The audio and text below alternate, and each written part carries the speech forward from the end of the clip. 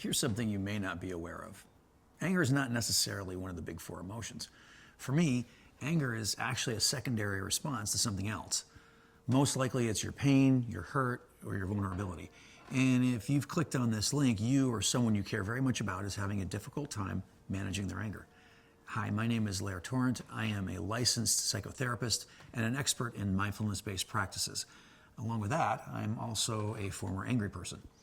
I've spent most of the last 25 years of my life learning to manage my own anger. I hate to admit it, but I was the guy that people would say things like this about. They would say, well, you know how you can get, or my other favorite, you know how you can be. Quite frankly, I hated that about myself. So I set out to do something about it, to take responsibility for myself and for my angry outbursts. And I can tell you that what worked for me in my personal life has worked for hundreds of my clients in my practice. I've created a program, and the program that I've created is called Mindfulness-Based Anger Management. The course is a blend of Eastern mindfulness-based practices and Western clinical psychology. And in it, I give you what I call my 5 guideposts to anger management. The idea is that when you're feeling hurt, when you're feeling angry, when you're feeling frustrated, like that number on the internal Richter scale is going to go through the roof, you need only reach for one or more of these guideposts to find your way back from the brink and from doing or saying something that you have to apologize for later. This program helps you become more mindful and aware of your thoughts and your feelings, which helps you get out of your knee-jerk reactions to your emotions.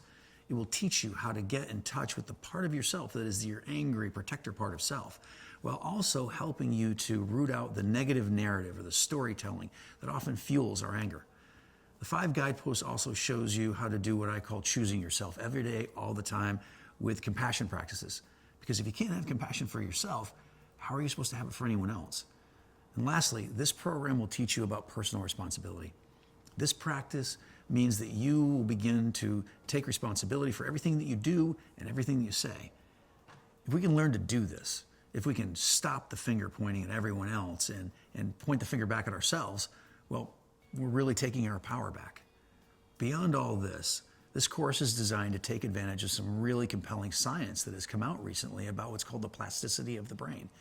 In brief, what this research is telling us is that participating in any 8-week mindfulness-based course like this one has shown significant positive changes in the brain, meaning what you learn here has a much better chance of sticking.